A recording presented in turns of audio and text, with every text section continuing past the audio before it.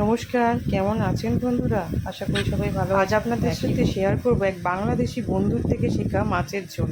এর জন্য লাগছে পেঁয়াজ, সজনে ডাঁটা, বেগুন, আলু, উচ্ছে।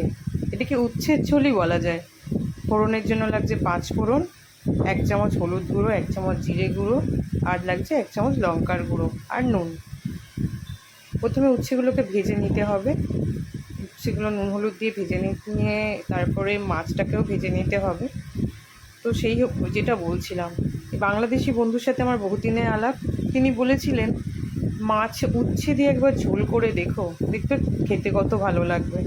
আমি তো শুনেই অবাক, উচ্ছে দিয়ে মাছের ঝোল জীবনে কখনো শুনিনি। যাই হোক, মাছ উচ্ছে ভাজা হয়ে গেছে। এবার বাকি তেলেতে না আলু, বেগুন আর পেঁয়াজ এটা দিয়ে কিছুক্ষণ ভাজবো।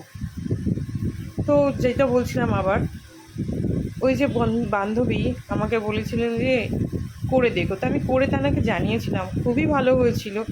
এটা বিশেষত না জ্বর হলে তখন মুখে বেশ আমাদের স্বাদ থাকে না, তো তখন এটা খেতে বেশ সুস্বাদু লাগে। আপনি শুধু মুখেই খেয়ে নেবেন, এতটাই ভালো হয়।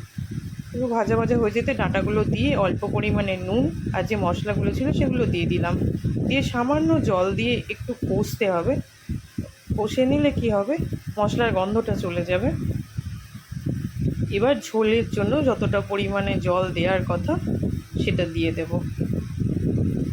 জল দিয়ে আধা ঘন্টার মতো ফুটতে দেব, আলুটা যাতে সেদ্ধ হয়ে যায়।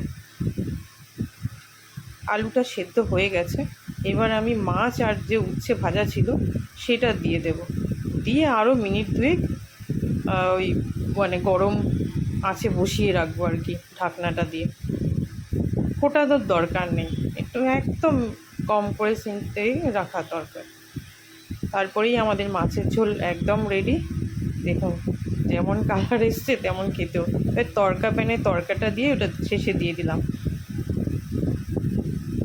ভালো থাকবেন, সুস্থ থাকবেন, আবার দেখা হচ্ছে পরবর্তী কোনো ভিডিও।